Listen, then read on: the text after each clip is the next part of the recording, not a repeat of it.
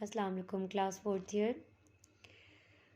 बेटा हम कुछ नए टॉपिक्स कर रहे हैं, थोड़ा सा बैकग्राउंड पे चलते हैं। हमने जो टॉपिक्स कवर किए हैं, ट्रांसपोर्ट नंबर हमने देखा।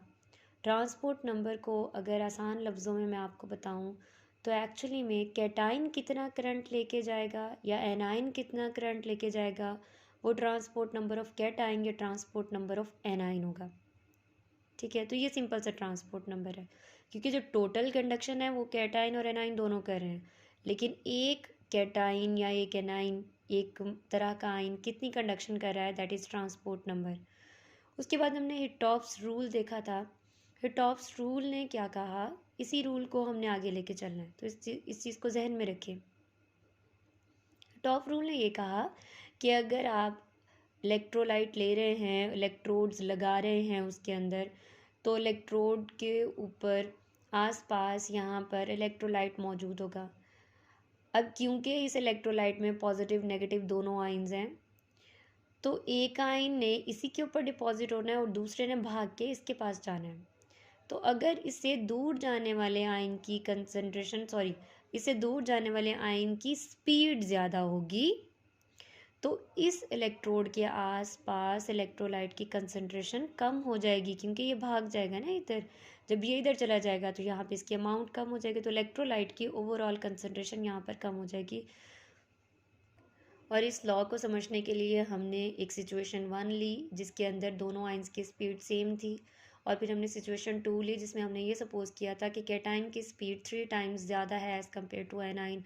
और हमने दोनों केस में ये देखा कि क्योंकि कैटाइन की स्पीड ज़्यादा है और कैटाइन ने कैथोड की तरफ आना है एनोड से, तो क्योंकि यहाँ से कैटाइन भाग के इधर आना है, इसलिए एनोड के ऊपर इलेक्ट्रोलाइट की कंसंट्रेशन कम हो जाएगी और कैथोड के ऊपर ज़्यादा हो जाएगी। आज हमने इसको लेके आगे चलना है। अभी तक हमने ट्रांसपोर्ट नंबर का थोड़ा सा इंट्रोडक्शन देखा और एक लॉ पढ़ लिया है। आज हमने ये देखना है कि ट्रांसपोर्ट नंबर अगर आपने एक्सपेरिमेंटली फाइंड करना हो तो आप कैसे कर सकते हैं।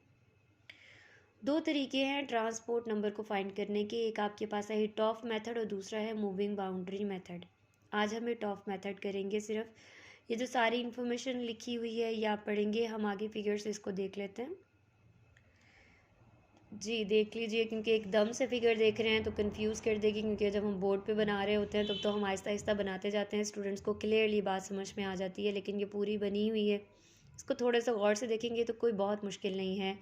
एक्चुअली में आप हिटॉफ अपरेटस इस्तेमाल करते हैं, और हिटॉफ अपरेटस में क्या होता है, हिटॉफ अपरेटस में यू शेप्ड ग्लास ट्यूब होती है। यहाँ से आपने स्टार्ट लेना है।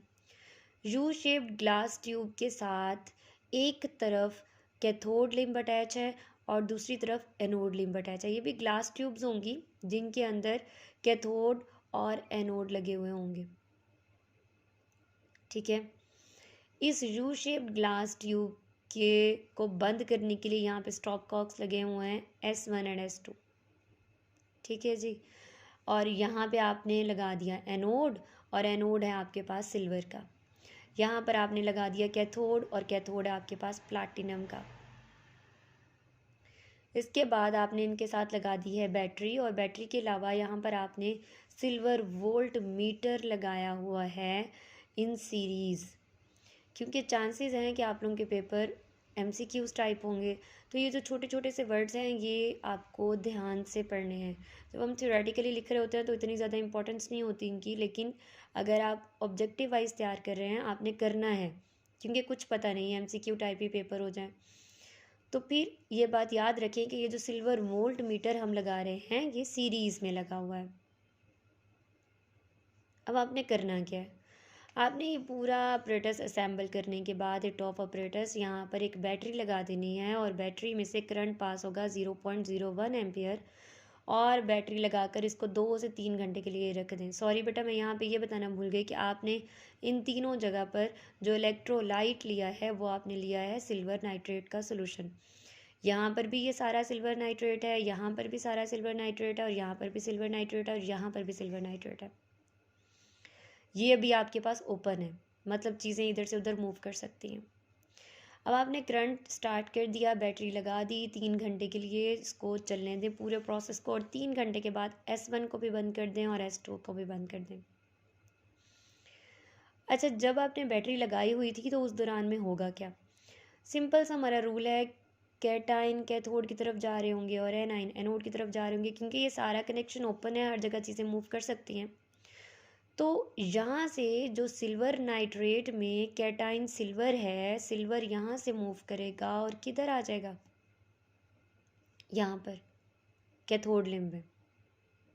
ऐसे ही होगा ना, कैटाइन है सिल्वर तो उसने कैथोड पर जाना है, तो सिल्वर बहुत सारा यहाँ से वो भाग के इस लिम्ब में आ गया, कैथोड लिम्ब में, जिसकी वजह से यहाँ पे सिल्वर की अमाउंट कम हो गई होगी। ठीक है, अब जब 2 से 3 घंटे के बाद आपने इन दोनों को बंद कर दिया, अब हर जगह पर जो सोल्यूशन था वो एक किस्म का फंस गया। जो यहाँ पे सिल्वर आ गया वो यहीं पे रह जाएगा, यहाँ पे भी एक सोल्यूशन रह जाएगा और यहाँ पर भी। अगर आप कल वाला जो हम टेबल बना रहे थे उसको गौर से जहन में रखें तो बिल्कुल वैसे ही है। ये एनोड कंपार्टमेंट है, ये कैथोड कंपार्टमेंट है और ये सेंट्रल कंपार्टमेंट है। और बिल्कुल जैसे वहाँ पर हमने देखा था कि जब हम बैटरी लगाते हैं तो कुछ आइंस यहाँ पर डिपॉजिट हो जाते हैं, कुछ यहाँ पर डिपॉजिट हो जाते हैं फ़ौरन, दूसरे इधर से माइग्रेट करके इधर आने लग जाते हैं और इधर से माइग्रेट करके इधर को माइग्रेशन स्टार्ट हो जाती है। तो वो सारा प्रोसेस यहाँ पर हो रहा है। जब आपने 3 घंटे बाद इनके स्टॉप कॉक बंद कर दिए, S1 S2 बंद कर दिए, S3 को ओपन करेंगे और यहाँ से सोल्यूशन निकालेंगे सिल्वर नाइट्रेट का या जो भी यहाँ पर बचा हुआ है। और अब उसको निकालने के बाद आपने सिल्वर की अमाउंट फाइंड करनी है, यहाँ से भी करनी है। इसके साथ साथ यहाँ पे जो सिल्वर वोल्ट मीटर रखा हुआ था उसमें भी आपने क्या किया था, यहाँ पर वैसे ही बिल्कुल इलेक्ट्रोलाइट था और इलेक्ट्रोलाइट के साथ इसमें 2 सिल्वर के ब्लॉक्स डाले थे। तो वो सारा प्रोसेस यहाँ पर भी हो रहा होगा इलेक्ट्रोलिसिस वाला। तो यहाँ से भी सिल्वर की अमाउंट निकालेंगे और यहाँ से भी सिल्वर की अमाउंट निकालेंगे और फिर उसको बहुत ज़्यादा लंबी सी कैलकुलेशन करेंगे तो हमारे पास ट्रांसपोर्ट नंबर आ जाएगा। तो अब हम इसकी कैलकुलेशन देख लेते हैं। बेटा इसकी जो कैलकुलेशन है वो एक नज़र देखने में तो आपके थोड़ी सी मुश्किल लगेगी, क्योंकि इतनी लंबी चौड़ी बातें इसमें लिखी हुई हैं, लेकिन अगर थोड़ा सा गौर करेंगे तो ये बहुत आसान है। कोई इतनी लंबी चौड़ी इसमें बात नहीं है, सिर्फ इसको समझना है आपने। एक्चुअली में ये सारी कैलकुलेशन में क्या है, ऑब्जर्वेशन कैलकुलेशन हम स्टार्ट कर रहे हैं। मैंने आपको कहा कि आपने यहाँ पर भी फाइंड कर लेना है कि सिल्वर की अमाउंट कितनी है और यहाँ पर भी फाइंड कर लेना है कि सिल्वर की अमाउंट कितनी है। तो चलिए अब आगे चलते हैं। सपोज करते हैं कि जो mass of silver deposited in silver voltameter है, यहाँ पर जो सिल्वर की अमाउंट बची है, सपोज वो W ग्राम्स है। W क्यों लिखा, ये हमारी मर्ज़ी है। यहाँ पर जो सिल्वर है वो कितना है, W ग्राम्स। ठीक है, अब ये W ग्राम्स डायरेक्टली प्रोपोर्शनल होगा जितना करंट पास हुआ है। जब आपने ये चीज़ ली है आपने करंट मेजर करने के लिए ली हुई है। जो आपने सिल्वर वोल्ट मीटर लगाया है इसका मकसद क्या है, ये बताएगा कि कितना करंट पास हो रहा है और जितना करंट पास हुआ है उतना ही सिल्वर डिपॉजिट हुआ होगा। ठीक है, तो जो मैस W है that is proportional to total current passed. अब आपने दूसरा काम क्या करना था, यहाँ से सिल्वर लेना था। तो जो आपने S3 में से सोल्यूशन लिया है, एनोड लिम्ब से जो सोल्यूशन लिया है, उस सोल्यूशन का, बेटा ये सोल्यूशन है, उस सोल्यूशन का जो मैस है दैट इज़ A ग्राम। लेकिन आपको पता है कि उस सोल्यूशन में पानी भी है, उस सोल्यूशन में सिल्वर नाइट्रेट भी है। तो सपोज ये करते हैं कि उस सोल्यूशन में जो AgNO3 है उसका मैस B ग्राम्स है। सोल्यूशन में तो दोनों चीज़ें हैं ना, पानी भी और सिल्वर नाइट्रेट भी। तो जो सोल्यूशन है उसका वेट है A ग्राम, लेकिन उस सोल्यूशन में AgNO3 कितना है, वो है B ग्राम्स। तो पानी कितना होगा, सोल्यूशन में से आप माइनस कर देंगे सिल्वर नाइट्रेट, तो A minus B, mass of water in solution that is A minus B grams.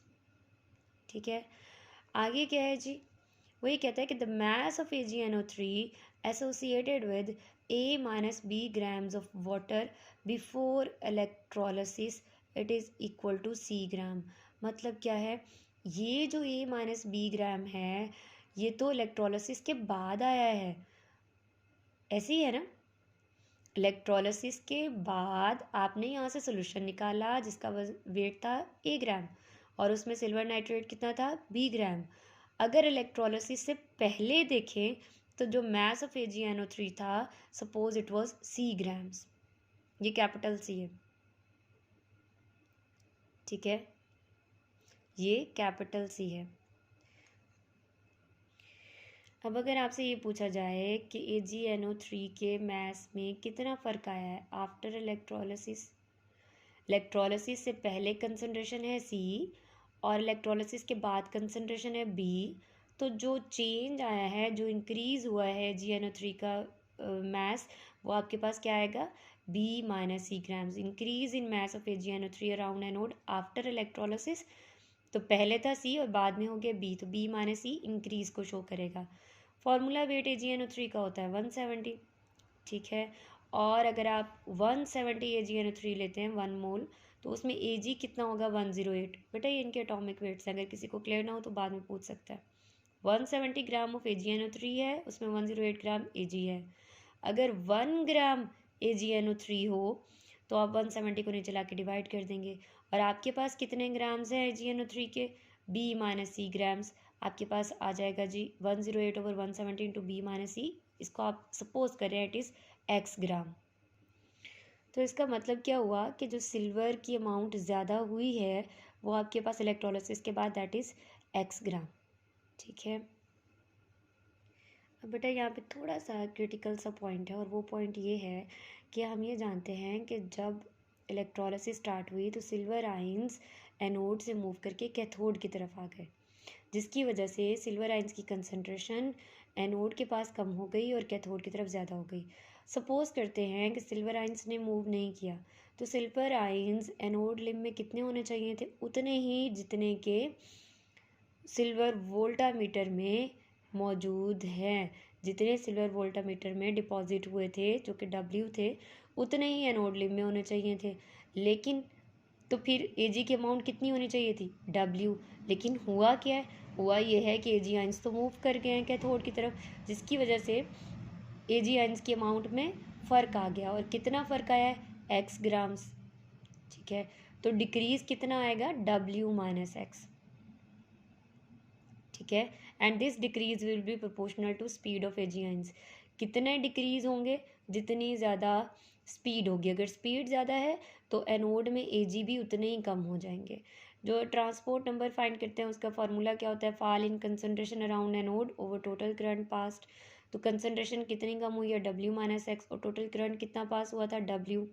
तो ट्रांसपोर्ट नंबर अगर हम दोनों का ऐड करते हैं, कैटाइन और एनाइन का, कैटाइन है Ag पॉजिटिव, एनाइन है NO3 नेगेटिव, तो दोनों का ऐड करने पे 1 आंसर आता है। अगर एक का फाइंड करना है तो 1 में से फाइंड कर देंगे ट्रांसपोर्ट नंबर ऑफ Ag, और इसकी वैल्यू आपने निकाल ली है, और वो कितनी है, W minus x over W। तो transport number of nitrate ion भी फाइंड कर सकते हैं इस फार्मूले से, और transport number of Ag find कर सकते हैं इस फार्मूले से। इस पूरे में जो टेक्निक है वो सिर्फ आपको ये टर्म्स याद रखनी है कि W क्या है, C क्या है, X क्या है। ये जो एग्जाम्पल है ये आपका होमवर्क है, ये आप खुद करेंगे। अगर कोई प्रॉब्लम है तो आप मुझसे पूछ सकते हैं।